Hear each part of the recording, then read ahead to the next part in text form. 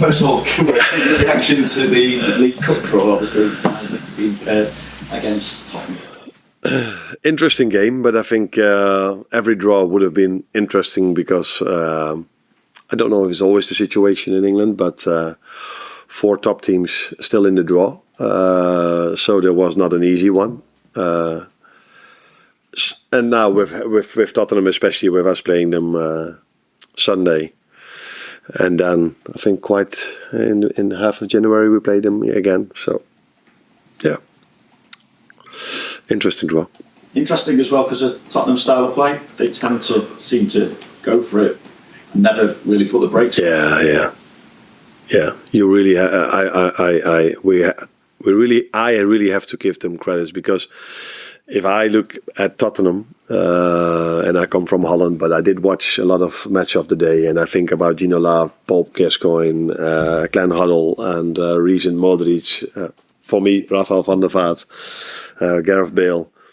They've always been a certain brand in football for me, and a certain identity. And I think Postecoglou gives them that identity back completely. So it's every time a joy to watch them.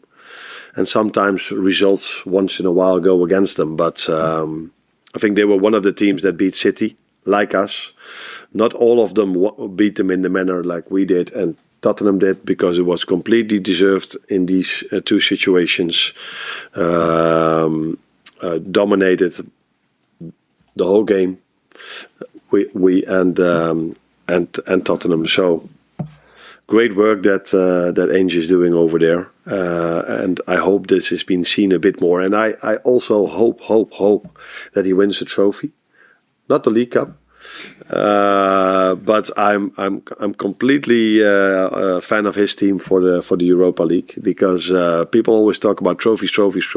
That is so important. Now, for me, his brand of football, his style of football is so much more important. And if he can combine that with winning something, that would be so good for football in general, because then people can start to stop talking about it as too attacking or whatever. How on earth can you play too attacking football? How do you look at the position you're in yourselves at the moment? Because a few weeks ago we're talking about you having an 8-9 point advantage, and this weekend Chelsea could feasibly be above you in the table when you kick off on Sunday. Yeah, I look at it like I've said for 3, 4, 5 months. Judge the table after 19 games, because then everybody played the same opponents. Probably we all had a bit of the same bad luck and a bit of the same luck. That means Arsenal, for example, had a lot of red cards in the beginning of the season. That's why they dropped points. Now we were unfortunate to receive a red card, and we dropped points as well. We still have Tottenham away, which were games that I compare now with Arsenal had to play in the beginning of the season. Chelsea already played there, so yeah. Don't look at it where you were during the season. It's about where you are in the end of the season. But the best other moment to judge the league table is halfway. Pleasure. I think last night again against Manchester United, as far as Spurs were concerned, we saw the good, the bad and the ugly. Is it difficult to know what to expect from Spurs sometimes, because they can be so inconsistent at times? They are consistent in their playing style and what they want, and for me they're sometimes a bit unlucky as well, because what happened yesterday, they dominated the game. They're always they always like to attack. So sometimes he plays with three attackers, then with 2 attacking midfielders. The fullbacks join so much and join the attack so much. So they're always there. And yesterday, for me, they were so unlucky. So people say, why do you bring the ball out from the back? Because they lost the ball. And the second one, the goalkeeper wanted to kick it away, which is what everybody wants then. But it's still a goal. For free. I don't think there are many season ticket holders in the country that are that can say that they watch so many great games. Maybe the ones at Liverpool. Yeah, I think it's a privilege to be a season ticket holder at Tottenham. It's a privilege to be fan of them at the moment, because they play such a great style. And it's not like since Ange arrived, they don't win anything anymore. Before that, they were not a club that won many things. But what they always won is the sympathy of the fans. in Europe, maybe also in England, I don't know, but definitely in Europe because of the style of play they had. And that is something which you must not underestimate. If I think about Spurs, I think about the shirt, I think about the playing style, about their identity, about certain players. And for me, he brought that back completely. Ange said in an interview last week that he thinks football management is the hardest job in the world, even harder than being the Prime Minister. What do you think of that? I've said so many positive things now about him and his style that if I say another thing, it seems like I'm his agent. But I also like the way he presents himself in the media. He always finds a different way of saying things. So I heard this remark about him saying that we are judged every weekend, and the Prime Minister only been judged once every 3 or 4 years. Although in Holland, after a year we already have new elections the last few years. I think it's right that people talk more about the decisions managers make than the decisions a prime minister make. That is definitely true. But it's also true that the decisions the prime minister have to make are a bit more important than the ones we have to make. At a busy time of the year, how good is it to have somebody like Harvey Elliott now back fit and playing and being able to play in slightly different roles as well within a game? How much of a boost is that for you at the moment? Every time a player comes back from an injury or a player is available is a boost for us, for the team, because it has shown now many times already that we need every player. You saw this in the Fulham game, so you're talking now about the Southampton game. I'm talking about the Fulham game, the way Diogo came in, the way Harvey came in, the impact they had, Darwin with an assist as well. So yeah, in this league, especially if you also play Premier League and you're still in the League Cup and the second half of the season we get the FA Cup, also it's so important to have all your players back. And Harvey is one of them. And similarly, Chiesa, more minutes for him now. Is he getting stronger now, closer to where you want him to be? Yeah, he definitely is. Because you see him on the pitch now. It means he's getting stronger and he's getting better. He had to adapt for quite a long time. I've said so many times, as expected, if you miss team training sessions for so long, and then you go to a league where the intensity is so high as well, and to a team that plays with a lot of intensity.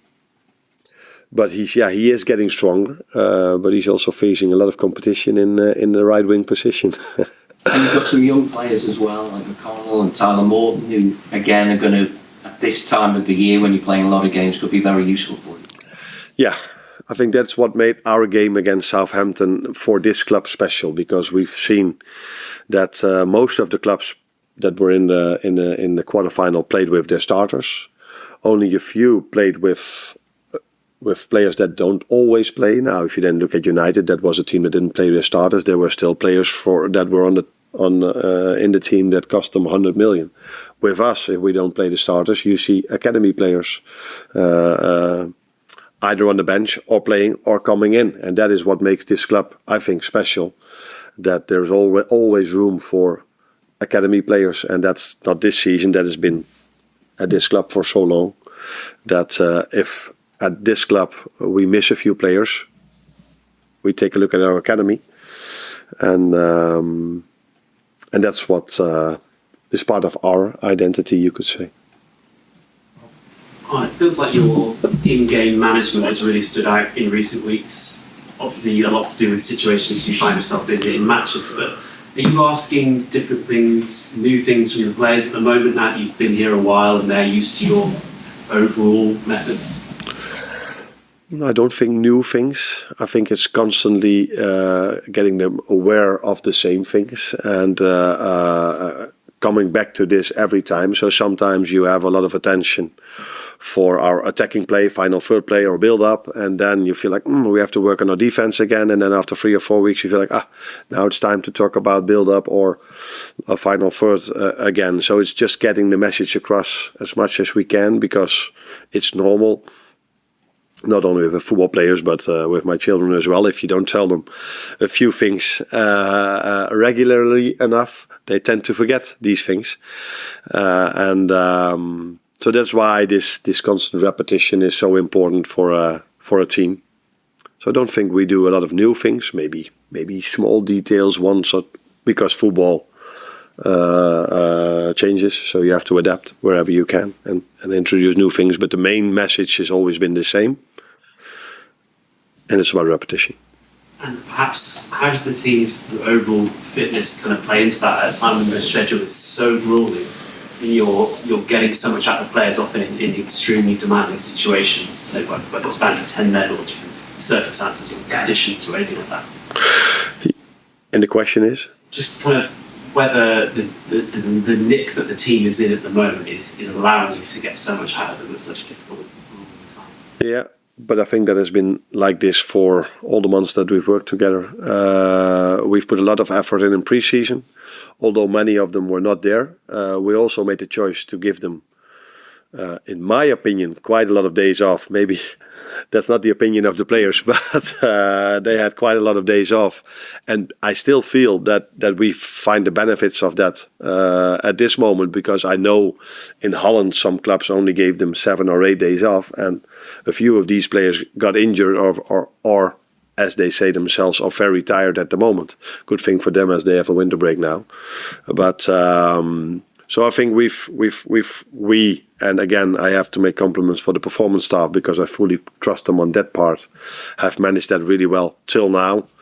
But still a long way to go. A lot of games to be played. But if I'm correct, I think it's only 2 players in red at the moment. That means only 2 injuries left, and of course a few of them are coming back from injuries. But I think we only missed 2 players on the training ground today, which is a positive thing.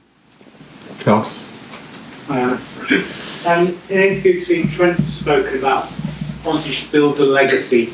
It means that when he finishes his career, he'll be remembered as the best right back. I'm just wondering, do you like that sort of ambition in a player, and do you feel you've built a platform there for him to be able to achieve that? Yeah, I definitely like this in a player. I think this is something every player must have if you play at this level. If you don't have this, you probably don't play at this level. As long as they understand that they need the team to be special as an individual, as long as they put the team first, and as a result of that be special themselves. And that is what they all do, including Trent. But they need to have this. All the top players have this. They want to be special. They want to be the best. If that's not what you have, I think it's so hard to put the effort in. We were just talking about to stay fit, to play, to be good every 3 days. Because, okay, you always see them during the game, and then you probably feel like, oh, what a life these players have. And that is true. They have a great life, but they have to put a lot of work in to be able to be at their best every 3 days. And that's not given to everyone, that mentality and that discipline. And therefore, I think that's the mentality of a top player. And part of that is that you need and want to be the best possible player in your position, or the best player in the world. Hi Arne, you've had goals from your number 9 position in back-to-back games now, Jota against Fulham and then Darwin against Southampton. We saw Luis Diaz play as a number 9 in Jota's absence. He played really well, but after that hat-trick against Leverkusen, he found goals and even shots a little bit harder to come by. Have you seen enough from him in that position to say that you're going to get more opportunities to develop as a number 9, even now the main 2 are back fit and firing? Yeah, let's start with the positive thing. I think it was a week ago where people said, yeah, Darwin doesn't get his numbers. And 1 week later he has an assist and a goal. And then you said, and mostly you're correct, but then you said, yeah, Jota as a 9 scored a goal. I think he came in as a midfielder because Darwin was the 9 at that moment. But he is also a 9 for us. So Lucio can play for sure in that position. He's done that very well for us. I think he's played there a few times, not that many. I think Girona, he played on the left. So I think after the Leverkusen game, he maybe played more games as a winger than as a 9. But he can play there, and we've got more options to play as a 9, like you just said, Darwin and Diogo as well. But Lucio is definitely part of that position as well. James. Arne, with all the talk recently on the pressure and scrutiny that managers are under, are you someone that's able to switch off when you're outside of this place? And if so, what is it you do? It is true that in certain situations there's a lot of scrutiny, and the other word was? pressure, yeah, but it's once in a while. It's also a nice job to have. So it's not only negative. I experienced this job in the last 4 or 5 months, and I know we've won a lot, as actually only positive. So I cannot tell you.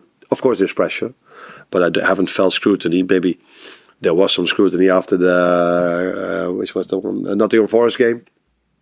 But you don't always. That doesn't always come to you. If you lose a few more, then you start to feel there might be some negative emotions as well. So it's not only negative for me, especially 2024. I only look back at it as only as positive. But yeah, it's true that because of the room is quite filled over here as well, and there are probably now many people at home giving their opinions as well on social media. It is true that people have a lot of opinion about us, but sometimes that's also positive. It's not only negative. Just check, where are Konate and Bradley? These are the two that are still in red, so they don't train with us at the moment, but they are on their way back, but they don't train with the team yet. What do you think is realistic? That is what I've said before, quite difficult, because I thought that Jota would have been back a bit earlier already, and sometimes the end stage of rehab takes a bit longer. Sometimes they join and then they are like, I'm not completely ready to start yet. So let's wait and see. But yeah, we have a very good rehab personnel over here, and they've done some good work already with Allison and a few others. And the main thing is, if they come back, that they are ready to come back, and we must not focus on 1, 2 or 3 days. It's more important for the long term that they stay fit afterwards, and this is what till now they've done really well, and hopefully with Connor and Ibu the same thing happens. Final question for David. Not so much problem with Southampton, but maybe in the last couple of Premier League games, maybe kind of slow start. Is that something you're concerned about, something you've spoken to the players about before? Yeah, interesting. Because my feeling was the same. So I thought I always watch the game back, but when I watched our game back against Fulham, I felt the same. It's a bit of a slow start.